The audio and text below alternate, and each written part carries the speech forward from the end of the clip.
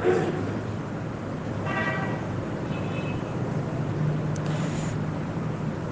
الحمد لله نحمده ونستعينه ونستغفره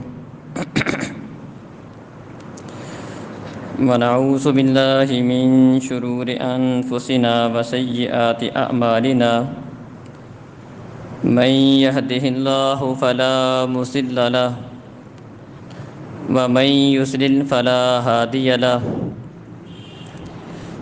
وأشهد أن لا إله إلا الله وحده لا شريك له وأشهد أن محمدًا عبده ورسوله أعوذ بالله من الشيطان الرجيم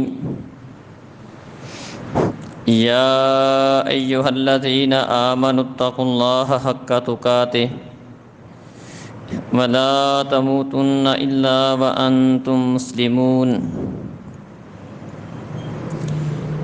يا أيها الناس اتقوا ربكم الذي خلقكم من نفس واحدة وخلق منها زوجها وبث منهما رجالا كثيرا ونساء واتقوا الله الذي تساءلون به والأرحام إن الله كان عليكم رقيبا يا أيها الذين آمنوا اتقوا الله وقولوا قولا سديدا يصلح لكم أعمالكم ويغفر لكم ذنوبكم ومن يطع الله ورسوله فقد فاز فوزا عظيما أما بعد فإن خير الحديث كتاب الله وخير الهدي هدي محمد صلى الله عليه وسلم وشر الأمور محدثاتها وكل محدثة بدعة وكل بدعة ضلالة وكل ضلالة في النار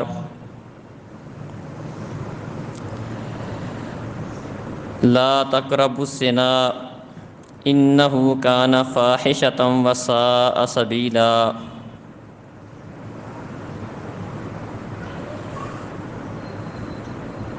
محترم عزیز بھائیوں اور بزرگوں، مؤسس ماؤں بہنوں،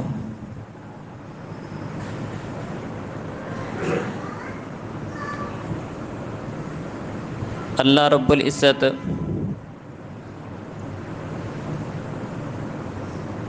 دنیا میں اپنے بندوں کو آزماتا ہے،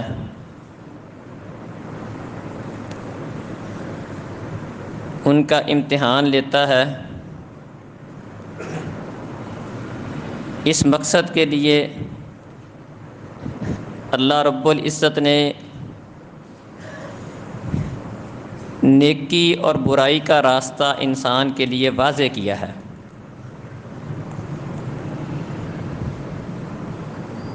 اور انسان کو اس بات کا اختیار دیا ہے کہ وہ ان دونوں راستوں میں سے جس راستے کو چننا چاہتا ہے چن لے۔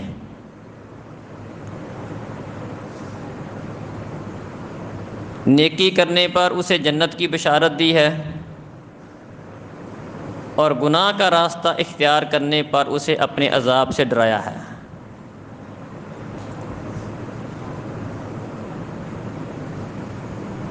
انسان کا امتحان مقصود تھا، گناہ کا راستہ قدرے آسان ہے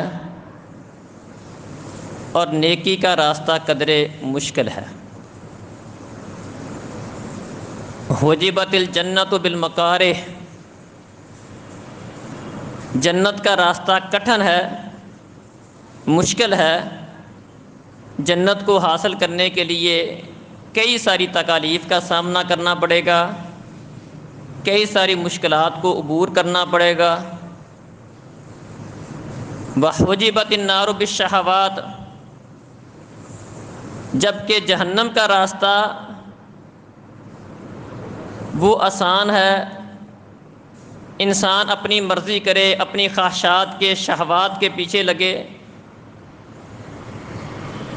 اس کے نتیجے میں وہ بندہ جہنم میں داخل ہو جائے گا۔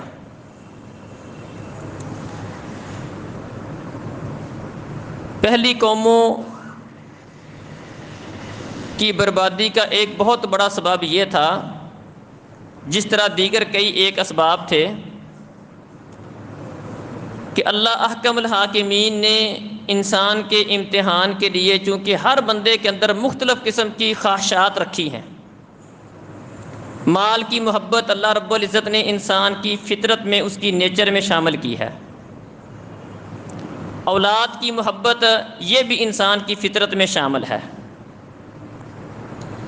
اسی طرح اپنی جنسی خواہشات کی تکمیل، یہ چیز بھی اللہ رب العزت نے انسان کی فطرت اور اس کی نیچر میں رکھ دی ہے۔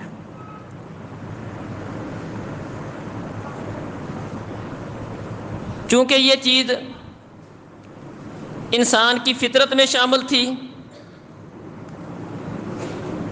اس چیز کی محبت انسان کے دل میں رکھی گئی ہے، پھر اس میں کچھ چیزیں انسان کے لیے جائز رکھی ہیں اور کچھ چیزیں انسان کے لیے منع رکھی ہیں۔ جس طرح کہ مال، اس کے حاصل کرنے کے کچھ طریقے حلال ہیں اور کچھ حرام ہیں، اسی طرح اپنی جنسی خواہشات کی تکمیل، کچھ اس کے حلال ذرائع ہیں اور کچھ اس کے حرام ذرائع ہیں، اور یہ چیز انسانی فطرت میں شامل تھی۔ انسان دھکے سے برائی کی طرف مائل ہو سکتا تھا، اللہ احکم الحاکمین نے یہ راستہ بند کرنے کے لیے کہ انسان اس راستے پر نہ چلے، اللہ احکم الحاکمین نے لا تقربوا الزنا فرمایا کہ انسان زنا کے قریب بھی نہ جائے، اس راستے پر بھی نہ چلے، کوئی ایسا کام نہ کرے جس کی وجہ سے انسان اس غلط کاری میں پڑ سکتا ہے۔ اور چونکہ یہ ایک ایسا عمل ہے جس کی وجہ سے پہلی قومیں برباد ہوئی تھیں، تباہ ہوئی تھیں، ان کے اخلاق بگڑ گئے تھے، دنیاوی طور پر، دینی طور پر اس کے ساتھ بہت سارے انہوں نے نقصانات کا سامنا کیا تھا، اس وجہ سے ان کے اوپر اللہ رب العزت کے عذاب آئے تھے۔ اللہ احکم الحاکمین نے ایمان والوں کو بطور خاص اس چیز سے ڈرایا ہے اور اپنے آپ کو اس سے دور رکھنے کا حکم دیا ہے۔ ہمارے معاشرے کے اندر جس طرح اور بہت ساری برائیاں تیزی کے ساتھ پھیل رہی ہیں، یہ برائی بھی بڑے منہ زور ہو کر پھیل رہی ہے، بالخصوص جب سے یہ انٹرنیٹ کا، میڈیا کا استعمال عام ہوا ہے، اس طرح کی برائیاں بھی عام ہو گئی ہیں۔ اور اس پر چونکہ غیر مسلم یورپ کے اندر یہ چیز ان کے ہاں کوئی معیوب نہیں رہی، اور اس برائی نے اس معاشرے کا بیڑا غرق کر دیا۔ ان کی شدید خواہش ہے کہ مسلمانوں کے اندر بھی ان برائیوں کو عام کیا جائے اور ہر وہ طریقہ اختیار کیا جائے جس کے ساتھ ان برائیوں کو پھیلایا جا سکتا ہے، اخلاقی بگاڑ ان کے اندر پیدا کیا جا سکتا ہے، زنا، بدکاری کو، بے حیائی کو، فحشی عریانی کو عام کیا جا سکتا ہے، ہر وہ طریقہ اختیار کرتے ہیں۔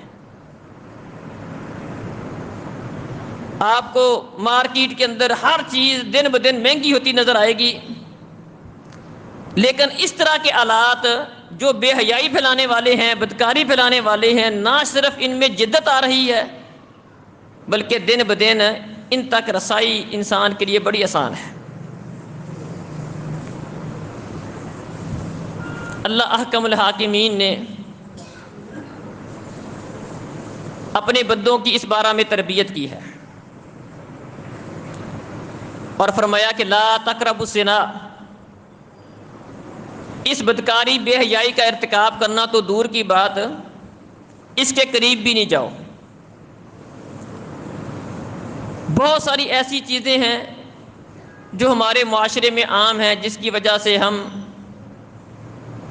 اکثر و بیشتر اس طرح کی باتیں سنتے رہتے ہیں، شریعت اسلامیہ نے اس زنا، بدکاری، بے حیائی کا سد باب کرتے ہوئے ان ساری چیزوں سے ہمیں روکا ہے، منع کیا ہے، تاکہ نوبت یہاں تک نہ پہنچے۔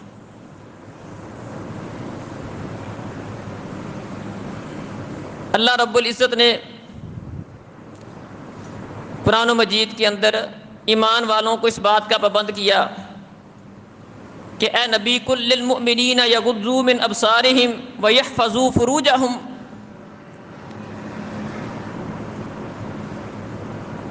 اے نبی ایمان والے مردوں سے کہو کہ وہ اپنی کچھ نظریں نیچی رکھیں، اپنی شرمگاہوں کی حفاظت کریں، اور ایمان والی عورتوں سے بھی یہ کہو کہ اپنی کچھ نظریں نیچی رکھیں، جتنی ضرورت ہے اتنا دیکھیں، اپنی نظروں کو جھکا کے رکھیں۔ وجہ کیا ہے؟ وجہ یہ ہے کہ نظر یہ برائی کا، بدکاری کا سب سے پہلا سبب بننے والی چیز ہے۔ فرمایا کہ انسان جب بھی کوئی غلط کام کرتا ہے تو اس سے پہلے اس کی نظر غلط چیز کی طرف اٹھتی ہے اور اس کے نتیجے میں انسان برائی کرتا ہے۔ لہذا ایمان والے مردوں کو اور ایمان والی عورتوں کو مخاطب کرتے ہوئے یہ بات فرمائی کہ اپنی نظروں کا استعمال ٹھیک رکھیں، باہر نکلیں، بازار میں جائیں، فرمایا کہ راستوں پر مت بیٹھو، ایاکم والجلوس علی الطرقات، راستوں پہ نہیں بیٹھو، کہاں مجبوری ہوتی ہے، فرمایا کہ اگر مجبوری ہے تو راستوں کو اس کا حق دو۔ کہ اللہ کے رسول راستے کا حق کیا ہے؟ فرمایا کہ راستے کا پہلا حق یہ ہے کہ اپنی نظر کو نیچا کرو۔ اگر کسی جگہ پر آپ کو چوک چوراہے میں کھڑا ہونا پڑے، کسی سے بات کرنے کے لیے کھڑا ہونا پڑے، فرمایا کہ اپنی نظر کو نیچی رکھ، یہ راستے کا پہلا حق ہے۔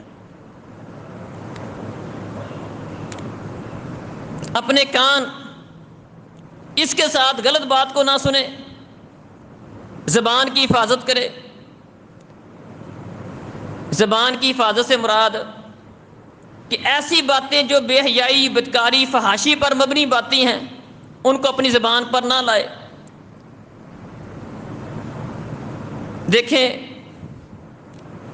شریعت اسلامیہ میں جہاں پر بدکاری، بے حیائی کی سزا رکھی گئی ہے، وہاں پر تہمت کی بھی سزا رکھی گئی ہے کہ کوئی بندہ اپنی طرف سے یا بغیر حجت کو، دلیل کو پورا کیے بغیر، چار گواہوں کو پورا کیے بغیر اس طرح کی بات اپنی زبان پر نہ لائے۔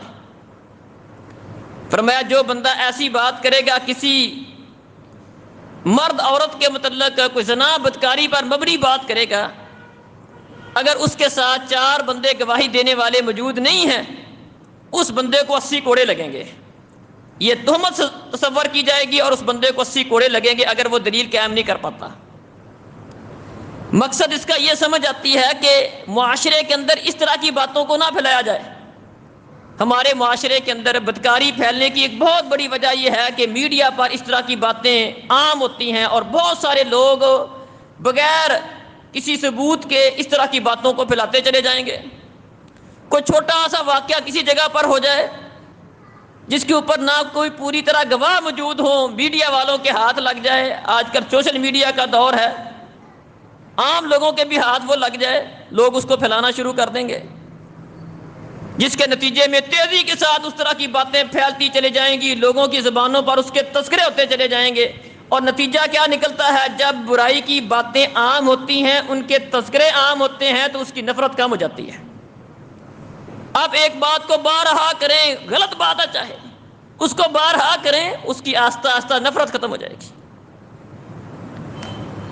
تو اس طرح کی باتیں اس کو پھیلانا، عام کرنا، زبان پر لانا، اپنی عام مجلسوں کے اندر گندی باتیں کرنا، گندگی گفتگو کرنا، شریعت اسلامیہ اسے منع کرتی ہے، زبان کی حفاظت کا حکم دیتی ہے، اپنے کان کی حفاظت کا حکم دیتی ہے کہ ان السمع والبصر والفؤاد، کہ جس طرح انسان سے اس کے دیگر اعمال کا حساب کتاب ہوگا، اسی طرح انسان سے اس کی ان باتوں کا بھی اس سے حساب لیا جائے گا جو اس نے اپنے کانوں کے ساتھ سنی ہوگی۔ ایسی باتیں سننا، کو گانے سننا، موسیقی سننا، بدکاری بے حیائی کی باتیں سننا، اپنے موبائل کے اوپر اس طرح کی چیزیں سننا، دیکھنا، اس کا استعمال کرنا، یہ ساری وہ چیزیں ہیں جو برائی کے راستے کو ہموار کرنے والی ہیں اور اس کی نفرت کو کم کرنے والی ہیں۔ شریعت اسلامیہ ان ساری باتوں سے منع کرتی ہے۔ مرد و زن کا اختلاط ہو، خلوت کا معاملہ ہو، یہ ہمارے معاشرے میں پائے جانے والی عام چیزیں ہیں۔ شریعت اسلامیہ بڑی شد و بد کے ساتھ اس کا اہتمام کرنے کا حکم دیتی ہے۔ فرمایا لا یخلون رجل بامرأۃ، ہرگز کوئی مرد کسی عورت کے ساتھ تنہائی اختیار نہ کرے۔ فرمایا کہ جہاں پر دو بندے ہوتے ہیں تیسرا شیطان ہوتا ہے، شیطان ان کو کسی غلط کام پر اکسا سکتا ہے، چاہے کتنا متقی ہو، پرہیزگار ہو، نیک ہو، اور کچھ نہیں تو لوگوں کا ذہن لازمی خراب کر دے گا۔ کوئی اور غلط کام نہ بھی کروائے، لوگوں کا ذہن خراب کر سکتا ہے کہ یہ اکٹھے ہیں کیوں ہیں۔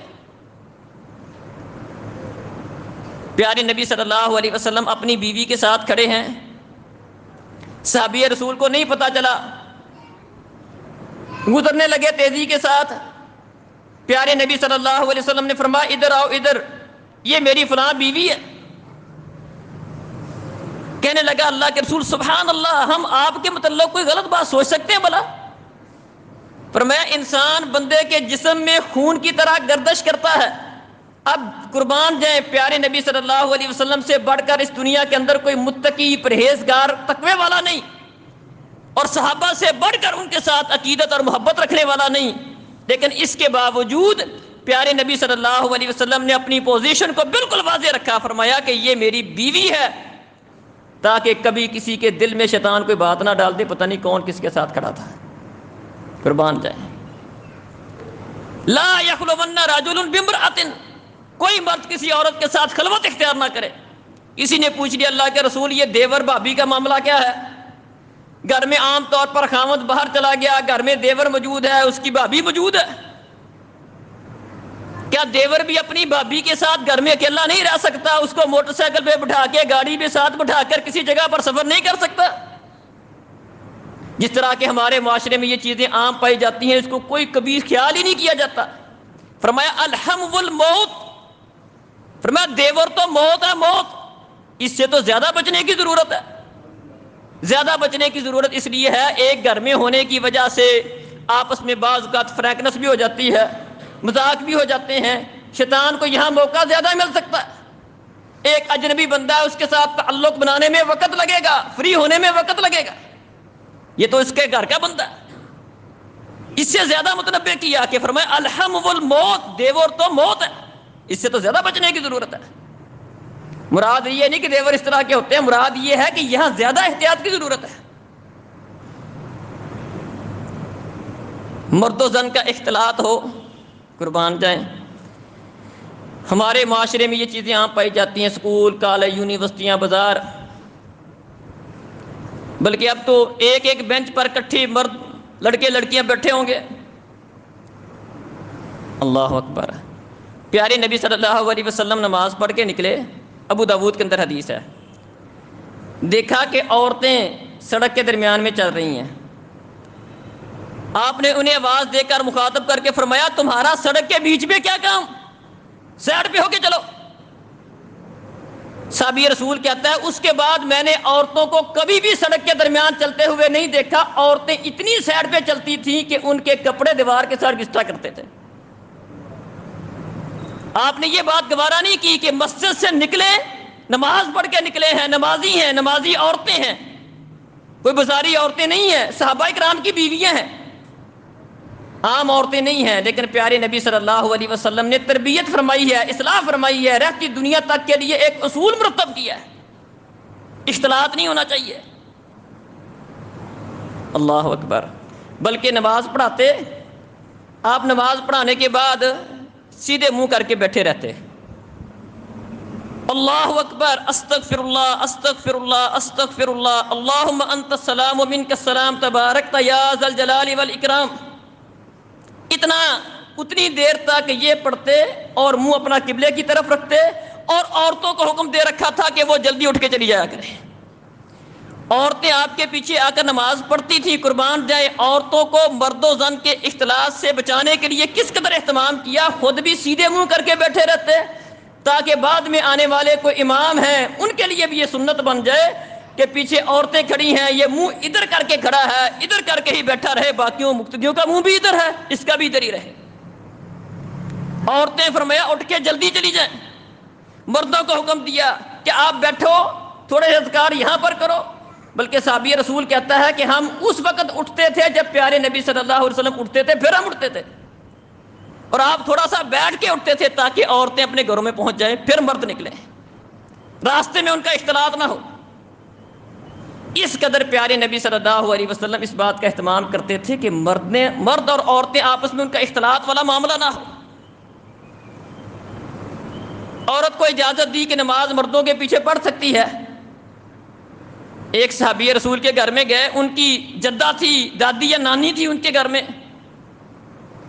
ساتھ ایک چھوٹا یتیم بچہ تھا، چھوٹا بچہ تھا۔ انس رضی اللہ عنہ کے گھر میں گئے تھے، وہاں پر آپ نے نفلی نماز پڑھائی۔ انس رضی اللہ عنہ بیان کرتے ہیں کہ پیارے نبی صلی اللہ علیہ وسلم آگے کھڑے تھے، میں اور چھوٹا بچہ آپ کے پیچھے کھڑے تھے، اور ہماری دادی یا نانی ہمارے پیچھے کھڑی تھی۔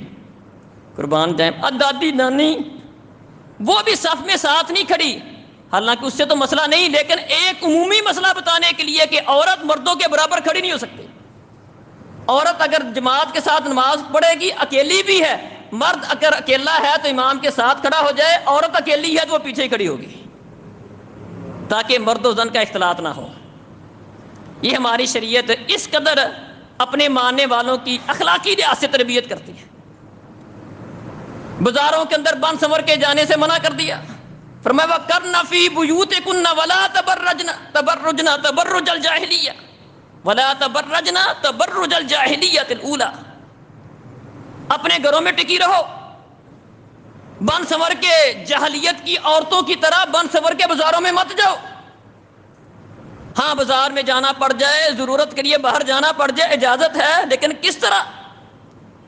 اے نبی ان سے کہو اگر باہر جانا ہے بڑی چادر لیں، اس کے ساتھ اپنے جسم کو، اپنی چھاتیوں کو ڈھانپیں، پردہ کریں، پھر باہر جائیں۔ اور باہر بھی کس طرح جائیں؟ ان کو کہو کہ باہر جاتے وقت اس طرح پردہ کرنے کے باوجود اپنی نظر کو بھی نیچا رکھیں۔ ایمان والے مردوں کو بھی کہو اپنی نظر کو نیچا رکھے، ایمان والی عورتوں سے بھی کہو اپنی نظر کو نیچا رکھے۔ یہ اصول و ضوابط مقرر کیے ہیں اس لیے کہ یہ معاشرہ پاک دامن رہے، اس کے اندر بے حیائی، بدکاری، عریانی، فحاشی یہ نہ پھیلے، اس سے پاک رہے۔ مزید اقدامات کیے، فرمایا یا معشر الشباب من استطاع منکم الباء فلیتزوج، اے نوجوانوں کی جماعت، جو تم میں سے شادی کر سکتا ہے وہ شادی کرے، فإنہ اغض للبصر واحسن للفرج، فرمایا شادی کا فائدہ یہ ہوگا کہ اس سے تمہاری نظریں نیچی ہو جائیں گی اور تمہاری شرمگاہ کی بھی حفاظت ہوگی۔ اس سے یہ بات بھی سمجھ آتی ہے شادی کا بنیادی مقاصد میں سے ایک بنیادی مقصد کیا ہے؟ نظر کا نیچے رکھنا۔ اور جو بدبخت شادی کے بعد بھی یہ کام نہیں کرتا، اپنی نظر کو نیچا نہیں رکھتا، کیونکہ اس کا مقصد یہ تھا، مقاصد کے شادی کے مقاصد میں سے ایک مقصد کیا تھا کہ اس کی عزت کی حفاظت ہو جائے، یہ محفوظ ہو جائے، اس کی شادی ہونے کے بعد اس کی نظر جھک جائے۔ اب اس کے بعد بھی اس کی نظر نہیں جھکی، پیارے نبی صلی اللہ علیہ وسلم فرماتے ہیں کہ 3 بندے ایسے ہیں جن کے طرف اللہ رب العزت نظر رحمت سے نہیں دیکھے گا، ان سے کلام بھی نہیں کرے گا، گناہوں سے پاک نہیں کرے گا، دردناک عذاب دے گا۔ ان میں سے ایک بندہ کہ الشیخ الزانی، بوڑھا ہونے کے باوجود بدکار ہے، بے حیا ہے، اپنی نظر کی حفاظت کرنے والا نہیں ہے، بوڑھا ہو گیا اب بھی اس کی کرتوتیں اسی طرح کی ہیں۔ تو شادی فرمایا کہ ایک سد باب اس کا یہ کیا کہ نوجوانوں کو حکم دیا کہ شادی کرو، اس سے فائدہ کیا ہوگا؟ تمہاری نظریں نیچی ہو جائیں گی۔ اور جو نہیں کر سکتے اس کو کیا فرمایا؟ فَمَن لَّمْ يَسْتَطِعْ، جو نہیں کر سکتا فَعَلَيْهِ الصِّيَامُ، وہ روزے رکھے، فَإِنَّهُ لَهُ وِجَاءٌ، روزہ رکھنے سے اس کی شہوت دب جائے گی، یہ اس کی شہوت کو کنٹرول کرنے والی چیز ہے۔ روزہ رکھنے سے ایک تو بندے کی قوت وہ اعتدال پر آ جاتی ہے، دوسرا یہ ہوتا ہے کہ اللہ کا تقوی غالب ہونے کی وجہ سے بندہ برائی سے بچتا ہے۔ تو ایسے بندے جو شادی فرمایا ان کے پاس انتظام و انصرام نہیں ہے، وسائل نہیں ہے، مکان نہیں ہے، بندوبست نہیں کر سکتے، ان کے لیے حکم دیا کہ ایسے نوجوان اگر شادی نہ کر سکیں تو اپنی عزت کی حفاظت کے لیے، اپنی شرمگاہ کو محفوظ کرنے کے لیے، اپنی خواہشات کو قابو کرنے کے لیے ایسے لوگ روزوں کا اہتمام کریں۔ اور شریعت اسلامیہ نے شادی کو بڑا آسان بنا دیا۔ ہم چونکہ غیر مسلموں کے رسم و رواج، ان کے طور طریقوں سے بڑے متاثر ہیں، ہمارے معاشرے میں بھی ان کی طرح شادی مشکل بنا دی گئی ہے اور بدکاری بے حیائی کو آسان کر دیا گیا ہے، جبکہ شریعت اسلامیہ میں شادی کو بڑا آسان کیا گیا ہے اور زنا کو مشکل سے مشکل اور سخت سے سخت سزائیں سنائی گئی اس کے متعلق۔ شادی کو آسان کر دیا گیا۔ ایک صحابی رسول مدینہ میں آتا ہے، چند دن گزرتے ہیں، وہ شادی کرتا ہے، پیارے نبی کے ساتھ ملاقات ہوتی ہے، اس کے اوپر کوئی رنگ لگا دیکھتے ہیں، پوچھتے ہیں کہ عبد الرحمن یہ رنگ کس چیز کا؟ کہ اللہ کے رسول شادی کر لی ہے۔ اللہ اکبر، کیا سادگی تھی! اللہ کے رسول کو بھی نہیں پتا کہ میرے صحابی نے شادی کر لی ہے۔ اور ہمارے ہاں بہت لمبے چوڑے خرچے، اس کے لیے سال ہر سال کا انتظام انصرام، گھروں میں بچیاں بوڑھی ہو جاتی ہیں، جہیز کی تیاری اور اس کو پڑھنے پڑھانے پتہ نہیں کیا کچھ کرنے کرانے میں۔ شادی کو دین اسلام میں آسان کیا گیا ہے، اور جو شریعت اسلامیہ نے اقدامات کیے ہیں ولا تقربوا الزنا کے، کہ اس راستے پہ نہیں چلنا، اس کے قریب بھی نہیں جانا، اس کے حل میں سے ایک حل کیا ہے؟ شادی کو قرار دیا۔ اسی طرح اس راستے پر چلنے سے بچانے کے لیے، اس غلط کام سے انسان کو بچانے کے لیے سخت سخت سزائیں رکھ دی گئی۔ اگر آپ دیکھیں شریعت اسلامیہ میں ایسے لوگوں کی سزا پر غور کریں، اللہ احکم الحاکمین نے بیان کیا ہے کہ ایسے لوگ اگر غیر شادی شدہ ہیں تو اس کو 100 کوڑے لگیں، 1 سال کے لیے علاقے سے نکال دیا جائے، اور سزا دیتے وقت ایک مسلمانوں کا طائفہ وہاں پر موجود ہو، اور وہ طائفہ بھی سزا اس انداز میں دی جائے کہ انہیں ان پر کسی قسم کا ترس نہیں آنا چاہیے۔ 100 کوڑے ماریں، 1 سال کے لیے نکال دیں، اور اگر شادی شدہ ہے پھر اس کا تو عذر باقی رہتا ہی کوئی نہیں۔ فرمایا اس کو زمین میں گاڑو اور کچھ لوگ مل کر اس کو پتھر مارو، اس طرح اس کو قتل کر دو۔ یہ والی سزا صرف اور صرف شادی شدہ زانی کی ہے۔ دین اسلام میں کسی اور بندے کو اس طرح بے دردی کے ساتھ قتل کی سزا نہیں ہے سوائے اس جرم کی۔ اور ساتھ تنبیہ بھی کی، فرمایا اس راستے کے پہ نہ چلنا، اس کے قریب بھی نہیں جانا، یہ بڑی بے حیائی کا کام ہے، بدکاری کا کام ہے، اور وساء سبیلا، بڑا برا راستہ ہے۔ بڑا برا راستہ کیسے ہے؟ برا راستہ اس طرح ہے کہ جو بھی اس راستے پہ چلتا ہے اس کا بڑا نقصان ہوتا ہے۔ رشتہ داریاں، اگر کوئی زنا کسی معاشرے میں عام ہو جائے، بدکاری عام ہو جائے، وہاں پر رشتہ داریوں کا تقدس ختم ہو جاتا ہے۔ جس طرح یورپ کے اندر آپ دیکھیں تو وہاں پر بچوں کو اپنے باپ کا پتہ نہیں، باپ کو اپنے بچوں کا پتہ نہیں، وہاں چاچا تائے خالہ پھپھی کا تصور نہیں ہے، اس بدکاری بے حیائی کی وجہ سے۔ پھر قتل و غارت اپنی جگہ پر، یہ آپ معاشرے میں قتل و غارت دیکھیں، اس کی ایک بہت بڑی وجہ آپ کو یہ نظر آئے گی۔ وساء سبیلا کا ایک مطلب یہ بھی ہے کہ جب اس راستے پہ چلو گے، یہ اتنا برا راستہ ہے، اتنا برا راستہ ہے کہ اگر اس راستے کو اپناؤ گے یہ راستہ تمہارے گھروں تک بھی پہنچ جائے گا۔ یہ بہت بڑی تنبیہ ہے، اس کو معمولی نہ سمجھیں، کیونکہ جب معاشرے میں برائی عام ہو جائے گی، جب آپ چلیں گے دوسرے لوگ اس راستے پر چلنا شروع کر دیں گے تو پھر کسی کی ماں بہن محفوظ نہیں رہے گی۔ یہ مطلب ہے صحت کا، وساء سبیلا کا، کہ اگر تمہاری نظر سے کسی کی اور بہن بیٹی محفوظ نہیں ہے، یہ مت سمجھنا کہ میری بہن بیٹی کسی دوسرے کی نظر سے محفوظ ہوگی۔ جب راستہ برا ہے، تم اس راستے پہ چلو گے، وہ اس راستے پہ چلے گا، نتیجہ اس کا یہ نکلے گا۔ ایک صحابی رسول نے کہا تھا، نیا مسلمان ہوا تھا، اسے پتہ نہیں تھا، اس نے کہا باقی باتیں مانتا ہوں، مسند احمد کی حدیث ہے، ایک بات کی اجازت دے دیں، معاشرے میں، اس معاشرے کے اندر، جاہلیت کے معاشرے میں زنا بدکاری عام تھی۔ اس نے زنا کی اجازت مانگ لی، اللہ کے رسول زنا کی اجازت دے دیں۔ پیارے نبی صلی اللہ علیہ وسلم صحابہ غصے ہونے لگے، آپ نے فرمایا ٹھہرو ٹھہرو، اس کو میرے پاس لاؤ۔ بڑے پیار سے سمجھایا، فرمایا کہ تو اس کام کو اپنی ماں کے لیے پسند کرتا ہے؟ بولا نہیں۔ کہا اپنی بہن کے لیے پسند کرتا؟ کہا نہیں۔ کہا پھوپھی کے لیے پسند کرتا؟ کہا نہیں۔ کہا خالہ کے لیے پسند کرتا؟ کہا نہیں۔ کہا اسی طرح جو تو اپنی بہنوں کے لیے، اپنی والدہ کے لیے، خالہ پھوپھی کے لیے پسند نہیں کرتا، لوگ بھی پسند نہیں کرتے۔ اللہ، بات اس کو سمجھ آ گئی۔ پھر پیارے نبی صلی اللہ علیہ وسلم نے اس کے اوپر ہاتھ رکھا، اس کے لیے دعا کی، اللہم طہر قلبہ وحسن فرجہ، اللہم اغفر ذنبہ وطہر قلبہ وحسن فرجہ۔ اے اللہ اس کے گناہ کو معاف کر دے، بیچارے کو پتہ نہیں تھا۔ اللہم اغفر ذنبہ وطہر قلبہ، اس کے دل کے گند کو نکال دے، اس کا دل صاف کر دے۔ وحسن فرجہ، اور اس کی شرمگاہ کی حفاظت کر دے۔ اللہ اکبر۔ اس صحابی رسول کے متعلق آتا ہے کہ پھر اس نے کبھی بھی کسی غلط چیز کی طرف اپنی نظر کو اٹھا کر نہیں دیکھا تھا، مرتے دم تک اس نے کسی غلط چیز کی طرف نظر نہیں اٹھائی تھی۔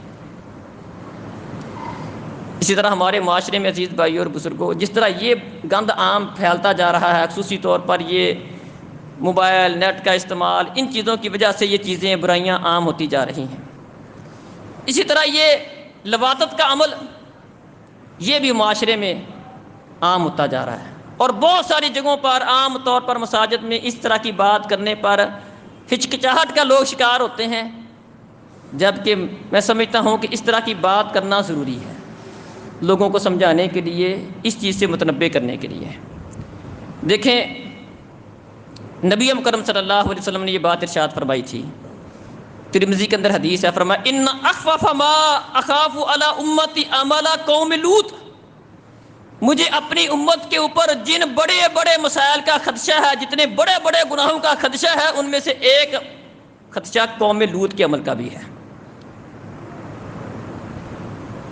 اور اس کے لیے نبی مکرم صلی اللہ علیہ وسلم نے کچھ اقدامات کا حکم دیا، فرمایا لا یفطر الرجل الی الرجل فی ثوب واحد، جس طرح کے عورتوں کے بارے میں احکامات دیے، ان کے ساتھ خلوت اختیار کرنا یہ درست نہیں ہے، کچھ احکامات دیے۔ اسی طرح مردوں کے متعلق، مردوں کو مردوں کے بارے میں کس طرح کا ان کے ساتھ معاملات ہونے چاہیے، لڑکوں کے ساتھ کس طرح کے معاملات ہونے چاہیے، اس کا حکم دیا۔ فرمایا کوئی مرد بھی کسی مرد کی سطر کو، شرمگاہ کو نہ دیکھے، اور کوئی مرد کسی مرد کے ساتھ ایک کپڑے ایک بستر میں نہ سوئے۔ صحیح مسلم کی حدیث ہے، لا یفطر الرجل الرجل فی ثوب واحد، ایک ہی کپڑے میں کوئی دو مرد آپس میں نہ سوئیں۔ چھوٹے بچوں کی تربیت کا حکم دیا، ہمارے معاشرے میں اس کے بارے میں بڑی سستی پائی جاتی ہے۔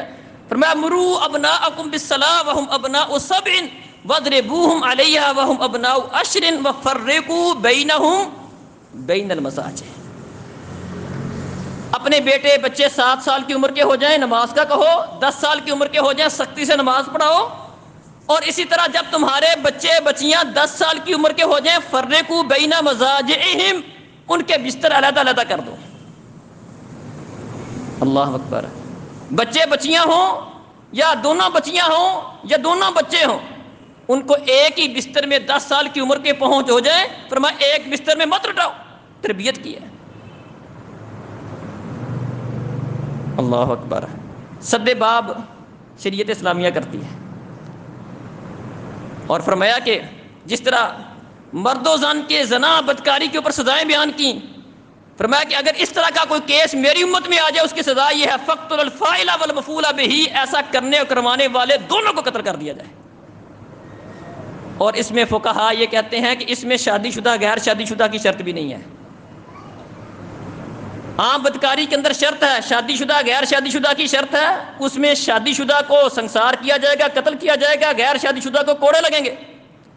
لیکن یہ قوم لوط کا عمل ایسا عمل ہے، فرمایا کہ شادی شدہ ہو غیر شادی شدہ ہو، جو بھی ایسا کرتا ہے اسے قتل کر دیا جائے۔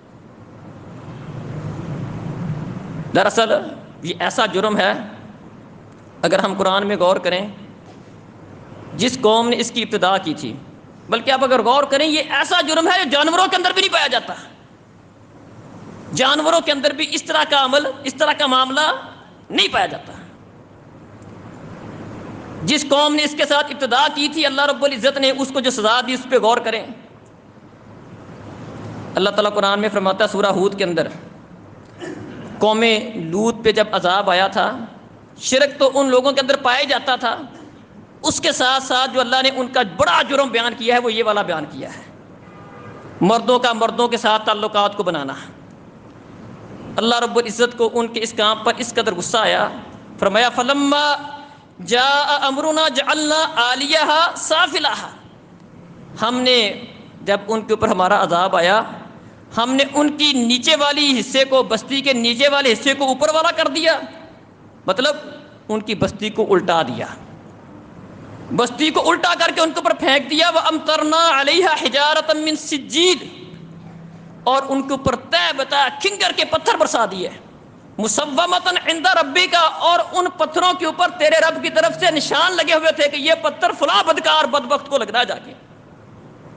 اللہ کو کتنا غصہ ہوگا کہ ہر بندے کے لیے اللہ تعالیٰ نے مقرر کیا تھا یہ پتھر فلاں بدبخت کو، فلاں بدکار کو لگے گا، اور باقی لوگوں کو بھی تنبیہ کر دی، فرمایا وَمَا هِيَ لِلظَّالِمِينَ بِبَعِيدٍ، یہ سزا ظالموں کے لیے اب بھی بعید نہیں ہے، دور نہیں ہے۔ یہ نہ سمجھنا یہ سزا صرف قوم لوط پر آئی تھی، ان کو عذاب ملا تھا، ان کی بستی کو اللہ نے الٹا کر کے پھینک دیا، پتھروں کی بارش کر دی، ایک ایک کا نام پتھروں کے اوپر اس کی نشانی لگا کر پتھر بھیجے تھے، ان کے ساتھ یہ سزا خاص تھی۔ فرمایا وَمَا هِيَ لِلظَّالِمِينَ بِبَعِيدٍ، اب بھی جو ظالم اس طرح کی کرتوتیں کریں گے ان کے ساتھ اسی طرح کا برتاؤ کیا جا سکتا ہے، یہ سزا ظالموں سے اب دور کوئی نہیں ہے، اب بھی ظالموں کو اس طرح کی سزا مل سکتی ہے۔ تو عزیز بھائیوں اور بزرگوں، جس قدر برائی ہمارے معاشرے میں عام ہے اسی قدر ہمیں معاشرے کی اصلاح کی بھی اسی قدر زیادہ ضرورت ہے۔ اپنے آنے والی نسل کو، اپنے آپ کو، آنے والی نسل کی حفاظت کرنا، ان کی اچھی تربیت کرنا، اس کی بہت ضرورت ہے۔ بچوں کی نگرانی رکھنا، بالخصوص موبائل وغیرہ کے اوپر بے فکر ہو جاتے ہیں لوگ بہت سارے، بلکہ اکثر گھروں میں یہ ہوتا ہے نیٹ چلا کے دے دیا بچوں کو، اور والدین بے فکر ہو کر اپنی باتوں شاتوں میں لگے رہتے ہیں، بچے چلو موبائل پہ لگے، کوئی مسئلہ نہیں ہے۔ اپنے بچوں کے بارے میں اس طرح بے فکر ہونا، بچے کہاں پھر رہے ہیں اس کی فکر نہ کرنا، ان کے اخلاقی معاملات کس طرح کے ہیں اس کی طرف دھیان نہ دینا، چونکہ بگاڑ بڑی تیزی کے ساتھ پھیل رہا ہے، برائی عام ہے، اسی حساب سے اس کا سد باب بھی اسی حساب سے آپ کو کرنا ہوگا، اپنے بچوں کی نگرانی بھی اسی حساب سے کرنی ہوگی، اور ان کی دینی تربیت کا اہتمام بھی کریں گے تو یہ برائی کے آگے بند بندے گا۔ خالی نگرانی کے ساتھ بات نہیں بنے گی، ان کے اندر اللہ کا ڈر خوف پیدا کرنا، کیونکہ کوئی بھی کام، غلط کام اللہ کے ڈر اور خوف کے بغیر اس سے بچنا ممکن نہیں ہے۔ اپنے اندر اللہ کا ڈر خوف ہو، بچوں کے اندر اللہ کا ڈر خوف یہ پیدا کرنا، اس کے لیے ان کی اس لحاظ سے تربیت کرنا، کو دینی علم کے ساتھ انہیں روشناس کروانا، اس کی ضرورت ہے، اور اس کے ساتھ ساتھ اللہ سے دعا کی بھی ضرورت ہے۔ جو دعا پیارے نبی نے اپنے صحابی کے لیے کی تھی نا، میں سمجھتا ہوں کہ آج کے نوجوانوں کے لیے اس طرح کی دعا کرنا بڑوں کے لیے، چھوٹوں کے واسطے، اپنے واسطے، دوسروں کے واسطے ضروری ہے۔ ایک صحابی رسول نے اللہ کے رسول سے کہا تھا اللہ کے رسول دعا سکھا دیں، قربان جائیں۔ صحابی رسول ہے، عام بندہ نہیں ہے، بندے کا دل رحمان کی انگلیوں کے درمیان ہے، یصرفھا کیف یشاء، اللہ جیسے چاہتا ہے پھیر دیتا ہے۔ کسی بندے کو اس بارے میں کوئی کہے کہ میں بڑا پاک دامن، نہیں، اللہ سے ڈر کے رہنا چاہیے اور اللہ سے دعا کرتے رہنا چاہیے، جس طرح کے پیارے نبی صلی اللہ علیہ وسلم نے دعا بتائی تھی۔ صحابی رسول نے کہا دعا بتا دے، مسند احمد میں حدیث ہے، آپ نے دعا بتائی کہ یہ دعا مانگا کرو، اللہم انی اعوذ بک من شر سمعی وشر بصری وشر لسانی وشر قلبی وشر منی، اے اللہ میں تجھ سے اپنی آنکھوں کے شر سے پناہ مانگتا ہوں، آنکھیں اللہ کی نعمت ہے، اس کے غلط استعمال کے شر سے پناہ مانگتا ہوں، وشر بصری، اپنی کانوں کے شر سے، اپنی آنکھوں کے شر سے، اپنی زبان کے شر سے، اپنے دل کے شر سے، اور اپنی شرمگاہ کے غلط استعمال، اس کے شر سے تیری پناہ میں آتا ہوں۔ اپنے لیے دعا مانگیں، دوسروں کے لیے بھی مانگیں، جس طرح پیارے نبی نے دعا مانگی، اللہم اغفر ذنبہ وطہر قلبہ وحسن فرجہ، اللہ اس کے گناہ کو معاف کر دے، اس کے دل کو پاک کر دے، اس کی شرمگاہ کی حفاظت فرما دے۔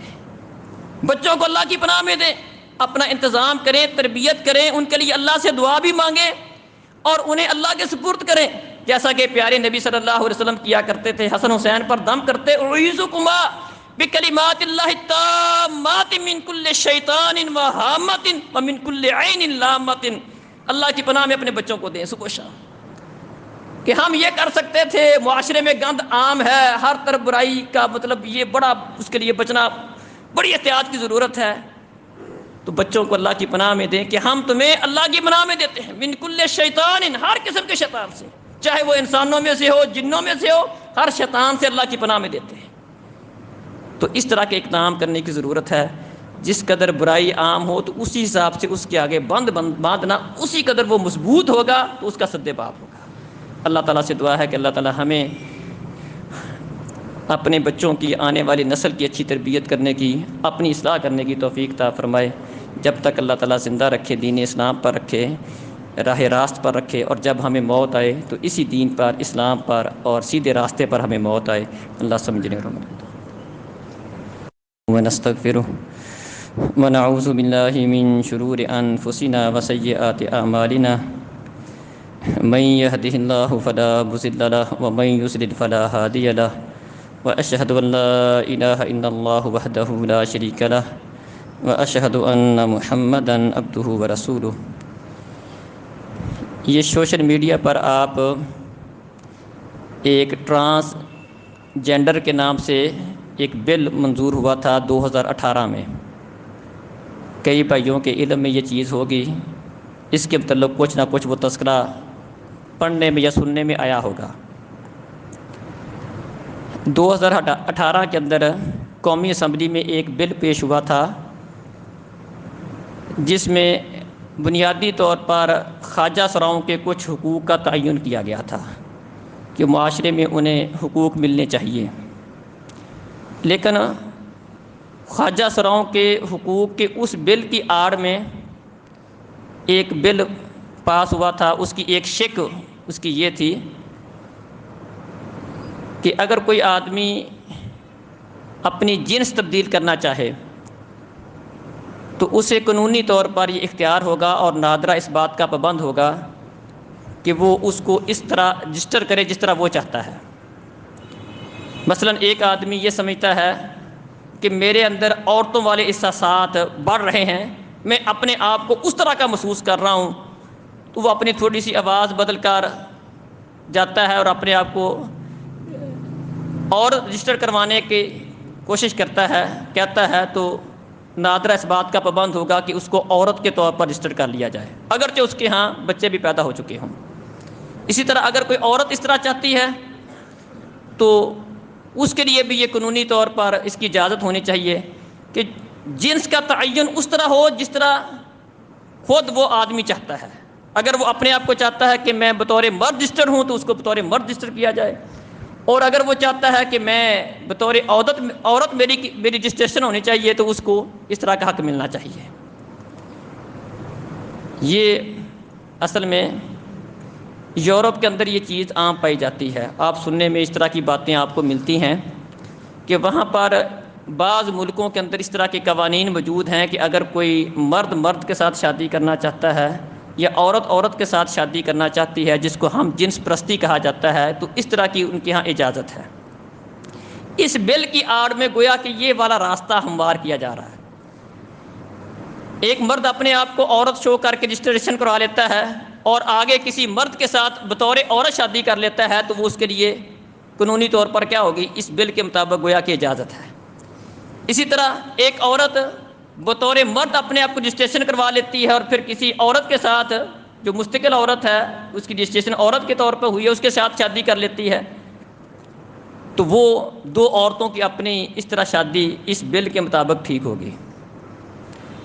یہ خالی پھر بل ہی نہیں ہے، 2018 سے لے کر اب تک کئی ہزار 20-21 ہزار مرد عورتیں اس طرح کی ہیں جنہوں نے اپنی جنس تبدیل کروانے کے حوالے سے نادرہ کے اندر اس طرح کی درخواستیں دے رکھی ہیں کہ ہم اپنے آپ کو یہ محسوس کرتے ہیں، یہ کرتے ہیں، اور ہماری جنس اس طرح رجسٹر ہونی چاہیے۔ اصل میں جیسا کہ میں نے عرض کیا کہ یہ اس راستے کو ہموار کرنے کی ایک کوشش ہے جو یورپ کے اندر ہو رہا ہے کہ مردوں کا مردوں کے ساتھ تعلق، عورتوں کا عورتوں کے ساتھ تعلق قوم لوط کے عمل اس کو ہموار کرنا، اس کی کوشش کی جا رہی ہے۔ تو اس موقع پر یہ بات کرنے کا مقصد یہ ہے کہ یہ ایک بہت بڑا کبیح فعل ہے، بہت بڑا کبیح ایکٹ ہے، جس کو استعمال کر کے ایک غلط بنیاد اس معاشرے میں، اس ملک کے اندر، جس کی بنیاد یہ ہے کہ یہاں پر قرآن و سنت کے برعکس کوئی قانون پاس نہیں ہوگا، تو اس کو استعمال کر کے اس قانون کو پاس کرنے کی کوشش کی جا رہی ہے۔ تو اس موقع پر ہم میں سے جو بندہ بھی ایک تو اس کے بارے میں آگاہی ہونی چاہیے کہ یہ کیا چکر ہے، دوسرا یہ ہے کہ جو جس قدر آواز اٹھا سکتا ہے اس کے بارے میں سوشل میڈیا پر کافی سارا مواد بھی موجود ہے، اور کئی لوگوں نے اس کے اوپر آواز بھی اٹھائی ہے، بعض نے عدالت کے اندر بھی کیس کیا ہے، ایک جماعت اسلامی کے سینیٹر ہیں وہاں اس نے سینٹ کے اندر بھی اس کے اوپر آواز اٹھائی ہے۔ تو اس میں جو بندہ جتنا کردار ادا کر سکتا ہے تو اس کو اس میں کردار ادا کرنا چاہیے۔